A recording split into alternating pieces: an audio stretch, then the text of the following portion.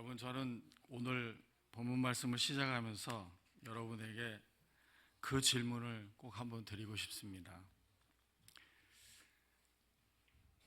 우리가 예수를 믿으면 구원을 받고 예수님과 함께 동행을 하고 예수님이 우리를 보호하시고 인도하신다고 하는데, 여러분은 어떤 문제,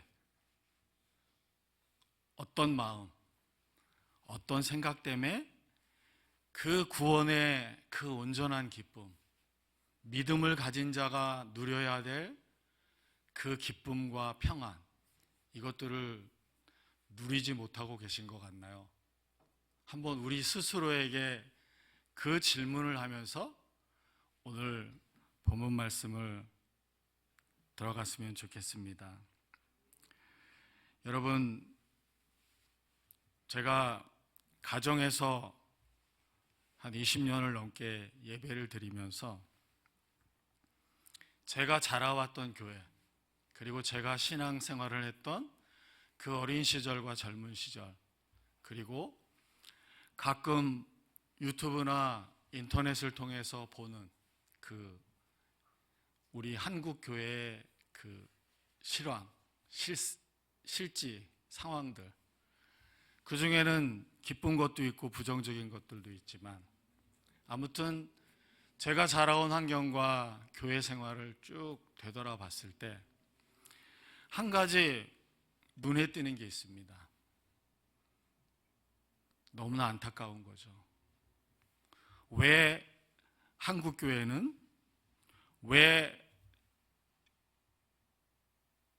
인터넷에 나와서 말씀을 증거하고 또 내가 접하는 그런 세계는 왜 그렇게 사람들을, 신앙의 삶으로 살려고 하는 사람들을 끊임없이 정죄하고 힘들게 하는가? 하나님의 말씀에, 성경에 기록되어 있는 말씀이 예수 그리스도가 우리의 죄를 위해서 이 땅에 오셔서 우리의 죄와 죽음의 문제를 해결해 주셨다고 늘 이야기하고 줄기차게 이야기하고, 그리고 페이지마다 담겨 있는 그 감격과 기쁨의 그 소식이 왜 정작 수많은 사람들에게는, 신앙의 삶을 살려고 하는 사람들에게는 그렇게 정죄하는 말씀으로 그렇게 변질되고 증거되고 있는가? 이런 고민을 많이 했다는 거죠. 저의 어린 시절을 돌아봐도 그렇습니다. 중학생이고 고등학생인데 뭘 안다고, 여름과 겨울마다 기도원에 데리고 가면 계속해서 3박 4일을 가든 4박 5일을 가든 회개하라고 계속해서 밤마다 부르짖는 그 경험들, 그래서 비가 오나 눈이 오나 계속 막 울부짖고 부르짖었던 그 기도들, 그런 걸 생각을 하게 된다는 거죠. 여러분, 우리 기독교는, 그리고 성경 말씀은, 하나님이 우리에게 두신 뜻들은 우리가 인간적인 면에서 바라봤을 때 너무나 높고 고고해서 우리가 과연 성경에 나와 있는 그 삶을 따라서 살아갈 수 있을 것인가? 우리가 정말 말씀대로 살 수 있나? 이런 의문을 인간적인 마음에서 우리에게 품게 하는 거죠. 실제로 기독교는 굉장히 큰 이상을 가지고 있습니다. 윤리 시간에 우리가 배우지만 기독교 하면 내 이웃을 내 몸과 같이 사랑하라, 내가 대접을 받고자 하는 대로 너도 남을 대접해라, 이렇게 나와 있습니다.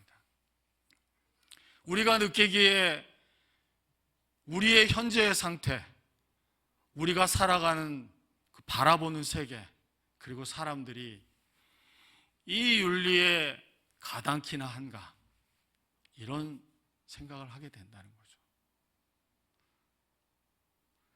그래서 사람들은 방법을 찾는 것 같습니다. 그렇게 살려고 크게 노력하지 않는 거죠. 그리고 계속해서 하나님을 부릅니다. 예수 그리스도를 부르죠. 성령의 도우심을 간구하죠. 그렇게 몇 년의 세월이 흐르다 보면 정말로 중요하고 정말로 우리가 잊어서는 안 될 진리에 대해서는 등한시하고 신앙의 모습만 가진 껍데기를 붙들고 있는 그런 경험들을 우리의 삶 속에서 많이 한다는 겁니다.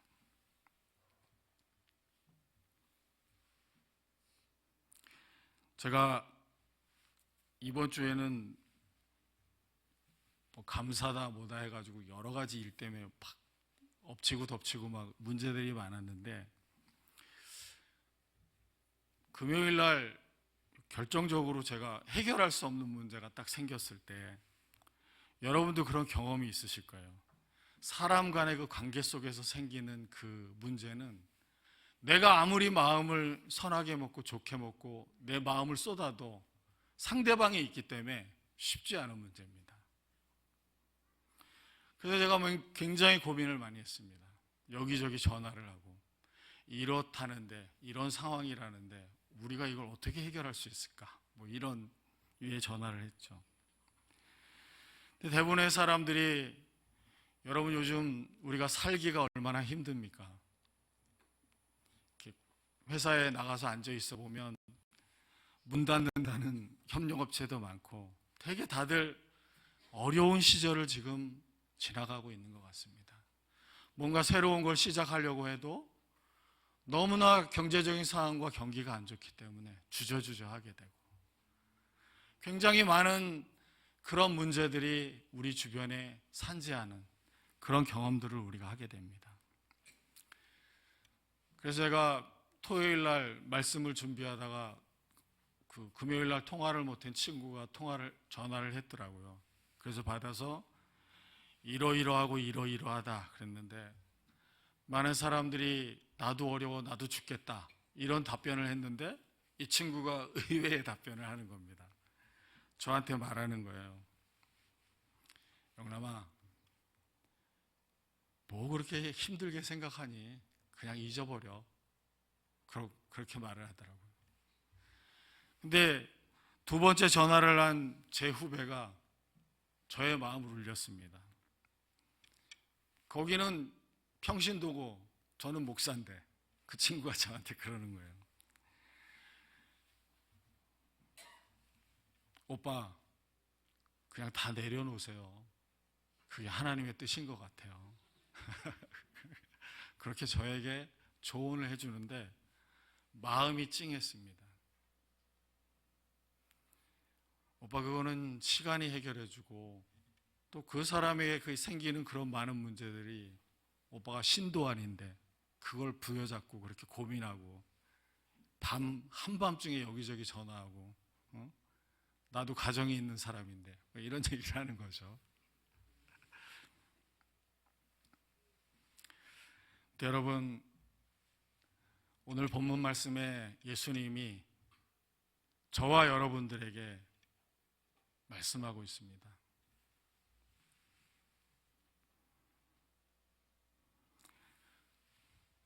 네가 수고하고 무거운 짐을 지고 있어?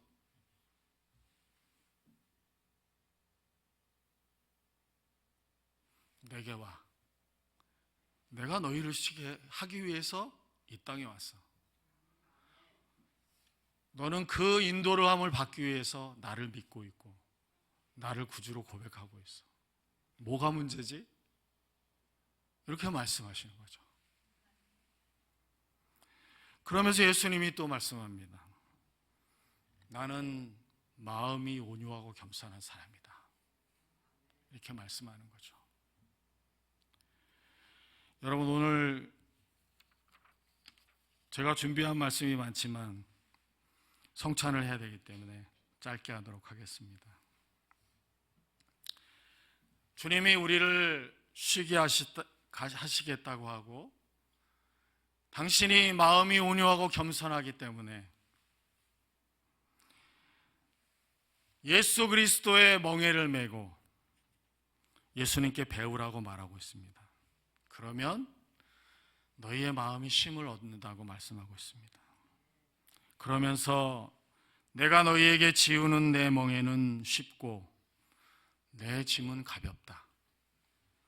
현대인의 성경이나 표준 번역에 보면 내 멍에는 편하고 가볍다, 이렇게 말씀하고 있습니다.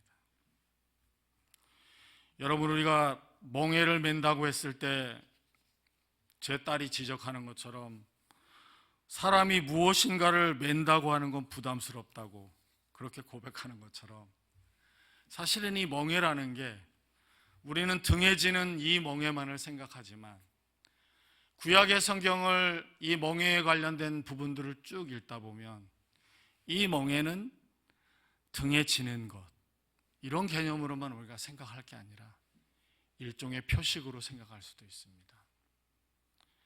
어느 나라의 종으로 팔려갔을 때 그들이 종이라는 걸 나타내기 위해서 목에 걸고 다니는 것도 멍에입니다. 아수르와 바벨론의 포로로 잡혀갔을 때 그들이 목에 걸고 있던 그 나무, 그 나무의 표식, 그것도 성경이 멍에라고 말하고 있습니다. 이스라엘 백성들을 향해서 너희가 애굽에서 지고 있던 그 멍에를 내가 부셔버렸다, 이런 표현도 나오는 거죠. 그러므로 사실 예수 그리스도의 이 멍에라고 하는 것은 우리가 예수 그리스도의 사람이라는 것을 나타내는 어떤 그런 표식일 수도 있습니다. 무거운 게 결코 아니죠. 오늘 우리가 읽은 그 본문 말씀의 앞부분을 8절에서부터 쭉 보다 보면 예수님의 사역의 놀라운 부분들이 기록되고 있습니다. 마태는 5장에서 7장까지를 산상설교로 다 채운 다음에 8절부터 예수님의 본격적인 사역을 기록하고 있는데, 많은 병자들을 고치셨다고 그렇게 기록하고 있습니다. 나병 환자를 고치시고, 백부장의 종을 고치시고, 베드로의 장모를 고치시고, 귀신 들린 자들을 고치시고, 풍랑을 잔잔케 하시고, 야이로의 딸을 고치시고, 예수님의 옷에 손을 댄 그 여인의 혈루병을 낫게 하시고, 눈먼 사람의 눈을 뜨게 하시고, 말 못하는 이들의 귀와 입술을 풀어서 그들로 하여금 말씀하게 하겠습니다. 이것은 구약에 나오는 메시아가 이 땅에 오면 이루어질 일들에 대한 정확한 기적이었고 정확한 메시아의 표식이었습니다. 그런데 예수님이 9장 35절에서 38절까지 보니까 이런 말씀을 합니다. 목자 없는 양처럼 그렇게 예수 그리스도를 따르는 그 허다한 무리들, 너무나 비참하고 너무나 힘들고 너무나 배고파 보이고 목적을 잃은 삶과 같은 그들의 그 모습을 보면서 예수님이 한탄합니다. 이 마을 저 마을로 다니면서 그런 많은 사람들을 봅니다. 그래서 예수님은 그들을 지나칠 수 없어서 그들을 고치시고 그들을 일으키시고 그들을 살리십니다. 그러면서 구정에 보면 12제자를 택하십니다. 이 12제자를 택하는 것을 10장 전체를 할애해서 마태가 기록하고 있습니다. 어부들을 제자로 삼으시고,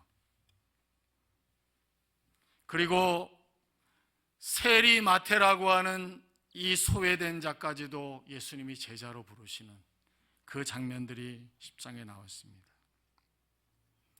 그런데 11장으로 넘어오면 조금 분위기가 바뀝니다. 세례 요한이 예수님께 자기의 제자들을 보내죠. 우리가 기다려야 될, 오랜 세월 동안 기다려왔던 그 메시아가 당신입니까? 아니면 우리가 또 다른 일을 기다려야 됩니까?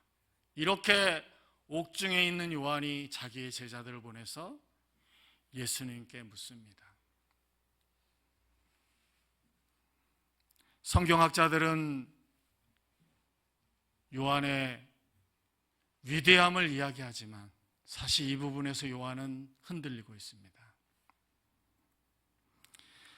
그러면서 예수님이 요한에 대하 이야기하시면서 이 시대를 진단하고 있습니다. 여러분 한번 잘 들어보십시오.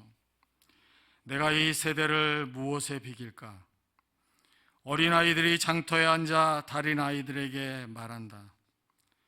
우리가 너희에게 피리를 불어도 너희는 춤추지 않았고, 우리가 애곡해도 너희는 울지 않았다. 요한은 와서 먹지도 마시지도 않으니까 귀신이 들렸다 하고, 인자는 와서 먹기도 하고 마시기도 하니 먹기를 탐하는 자고 포도주를 즐기는 자고 세리와 죄인의 친구, 한마디로 상종 못할 인간이다. 이런 평가를 너희는 나에게 하고 있다. 이렇게 예수님이 말씀합니다. 그러면서 예수님으로서는 보기 드물게 고라시나 벳세다야 가버나움아, 너희에게 화가 있을지어다. 너희에게 가서 내가 행한 그 기적을 그 구약의 악한 도시들 두로와 시돈에 가서 보여주었다면 그들은 아마 그 자리에서 죄를 뒤집어쓰고 회개했을 것이다.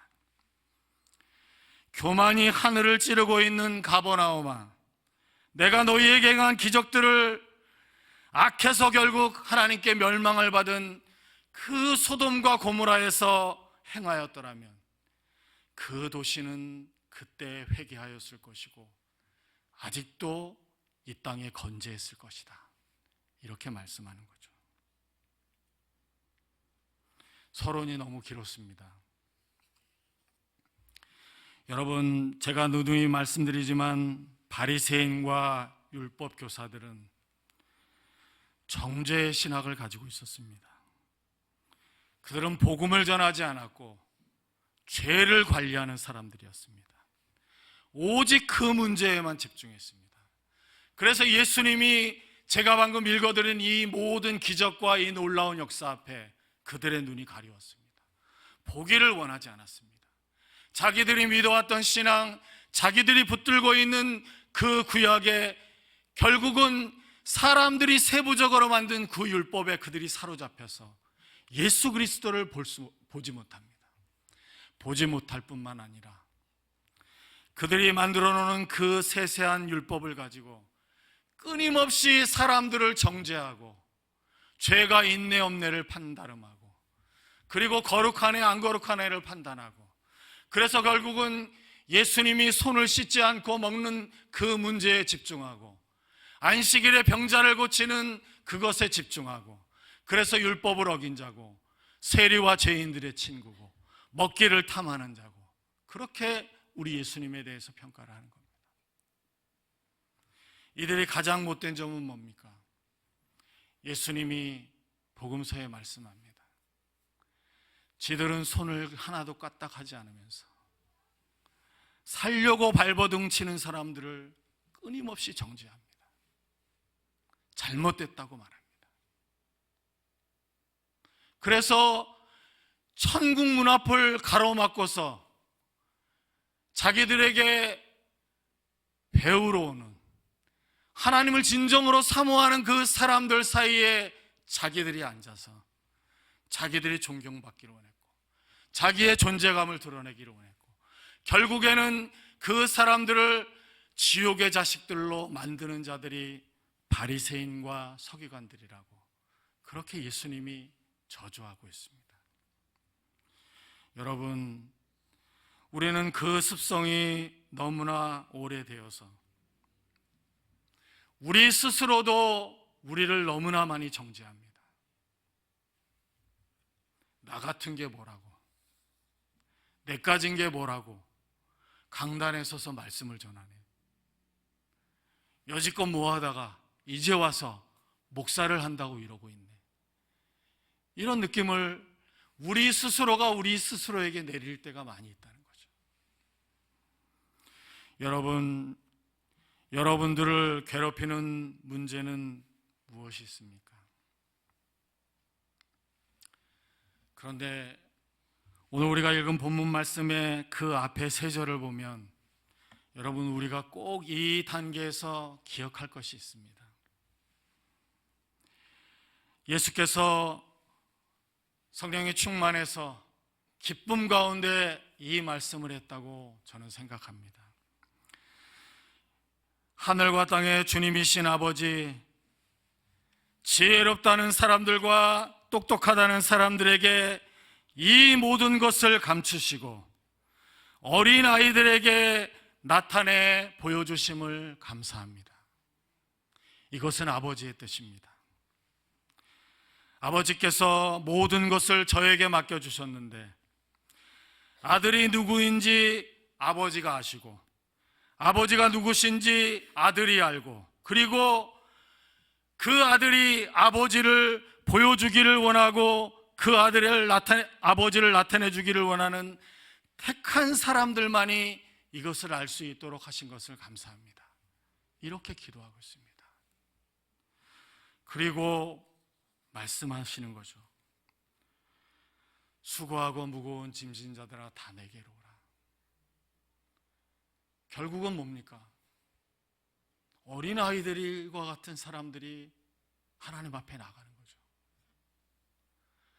예수가 우리에게 주신 말씀, 우리에게 주신 믿음을 붙들고 나가는 사람들이 하나님을 보고 예수 그리스도를 만나고 그 길 가운데서 예수님이 그들에게 축복하신 것처럼 여러 가지 세상적인 짐을 지고 가는 너희들아, 인생의 문제에 붙들려 있는 너희들아, 신앙을 산다고 하지만 너희가 죄인이라고 하는 그 끊임없는 정죄 속에 그 종교의 짐까지도 지고 가는 너희들아, 나에게 와라.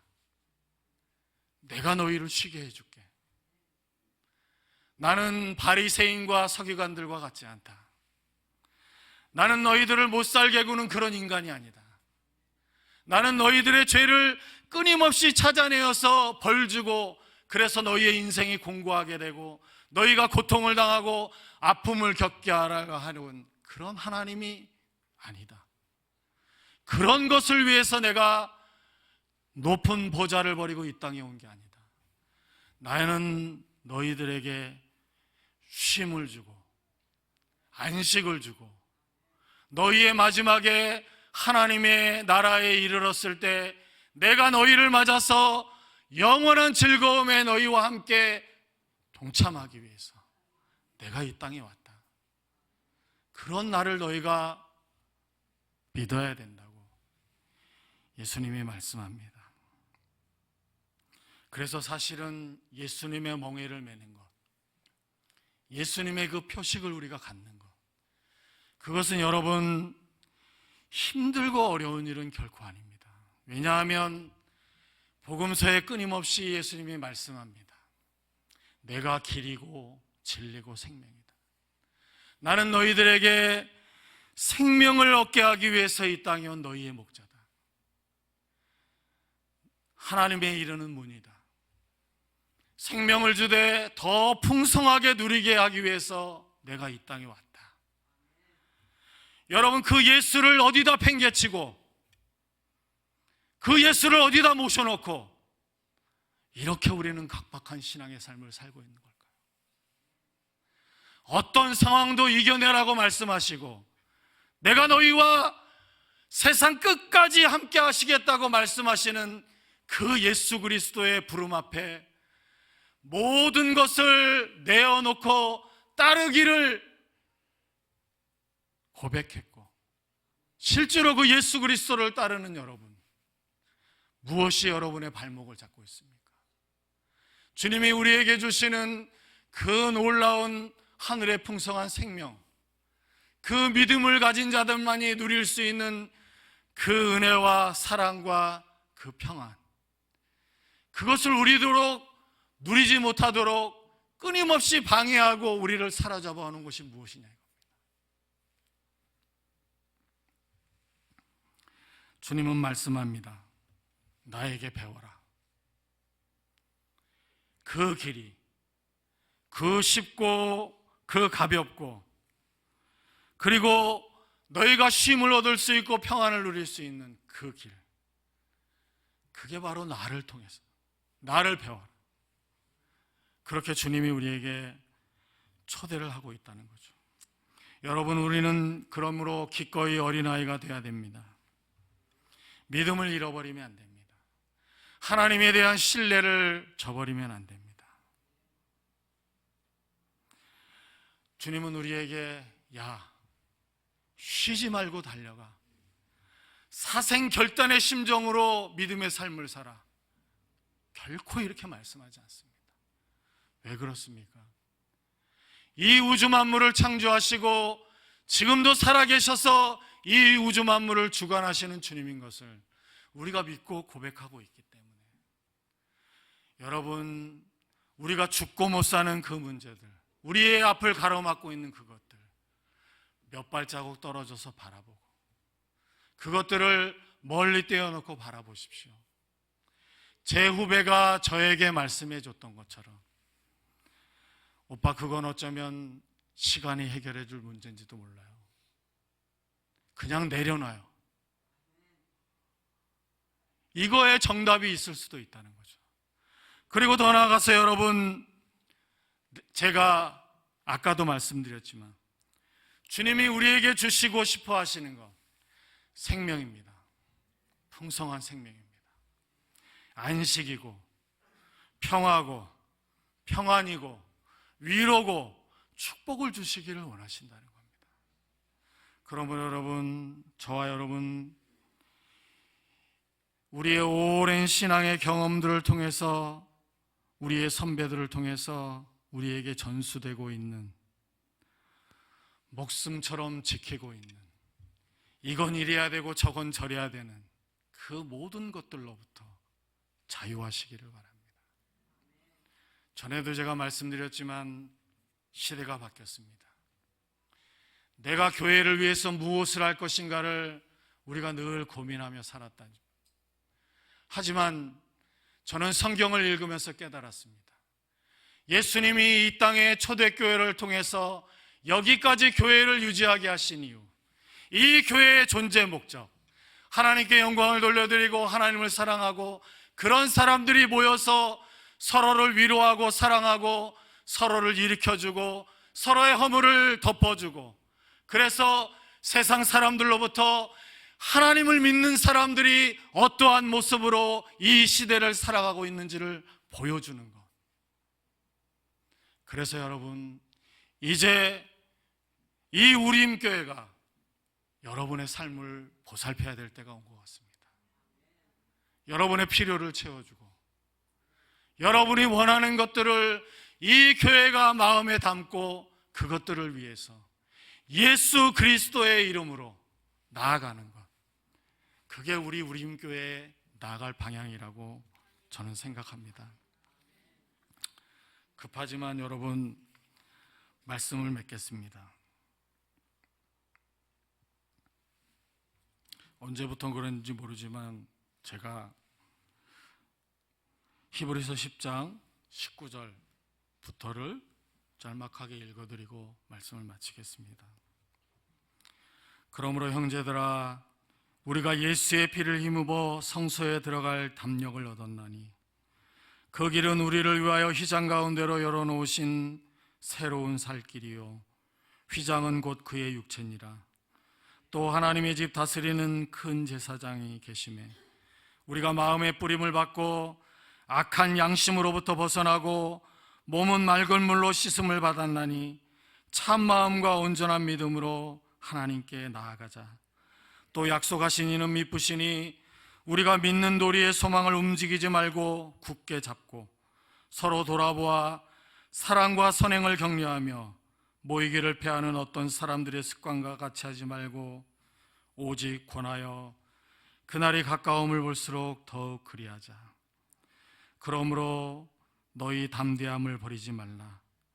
이것이 큰 상을 얻느니라. 너희에게 인내가 필요함은 너희가 하나님의 뜻을 행한 후에 약속하신 것을 받기 위함이라. 잠시 잠깐 후면 오실 이가 오시리니 지체하지 아니하리라. 나의 의인은 믿음으로 말미암아 살리라. 또한 뒤로 물러가면 내 마음이 그를 기뻐하지 아니하리라 하셨느니라. 우리는 뒤로 물러가 멸망할 자가 아니요 오직 영혼의 구원함을 이루는 믿음을 가진 자리라. 아멘. 기도하겠습니다. 하나님, 세상의 많은 짐들 속에 우리가 허덕이면서 주님, 우리가 주님을 따르는 삶을 살고 있습니다. 하나님, 우리는 고백합니다. 주님은 세상보다 크신 분이고 우리의 생각보다 높으신 분이고 우리가 가진 모든 것들이 다 주님께서 허락하신 것임을 우리가 믿음으로 고백하며 살아가고 있습니다. 그러므로 하나님, 간절히 원합니다. 우리 안에 참된 예수 그리스도, 참된 복음, 참된 주의 영의 인도하심을 받는 우리의 삶이 될 수 있도록 축복하여 주옵소서. 우리 안에 기쁨이 있고 평안이 있고 생명이 있는 삶을 하나님, 우리가 살아가는 이 세상에서부터 느끼고 체험하고 주 앞에 감사할 수 있도록 도와주옵소서. 그래서 주님, 우리의 삶이 늘 주 앞에 찬양하는 삶이 되기를 간절히 원합니다. 예수님의 이름으로 기도드립니다. 아멘.